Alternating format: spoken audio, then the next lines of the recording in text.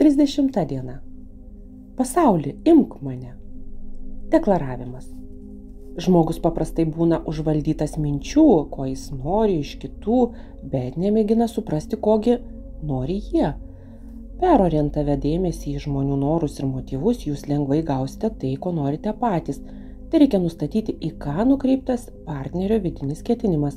Kiekvieną sykį, kai jums reikia ką nors gauti iš kito žmogaus, pelnyti jo simpatiją arba paskatinti jį ką nors padaryti, paklauskite savęs, ką jis nori pasiekti, kas jį skatina, kas jį domina. Nukreipkite savo veiksmus partnerio ketinimui realizuoti ir jis mielai atsilygins jums tuo pačiu. Aiškinimas.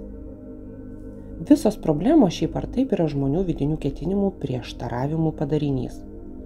Vienas, vadovaudamasis savo interesais, nori kažką gauti iš kito, kitas savo ruožtu mano kitaip ir nori pasiekti savo. Panaudokite žmonių vidinį ketinimą savo tikslams pasiekti.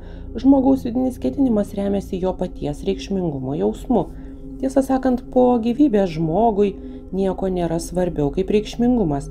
Perorientuokite dėmesį nuo savęs į žmones. Nustokite žaisti savo reikšmingumo didinimo žaidimą. Pažaiskite kitų žmonių reikšmingumo didinimo žaidimą. Kad atkreiptumėte kitų dėmesį, pakanka pasidomėti aplinkiniais.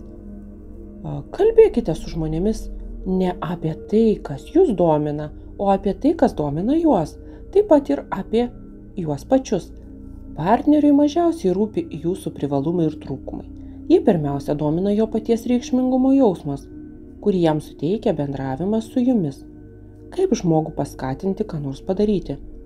Iškelkite žmogui uždavinį susijusį su jo reikšmingumo didinimu ir jis pats panorės tai padaryti.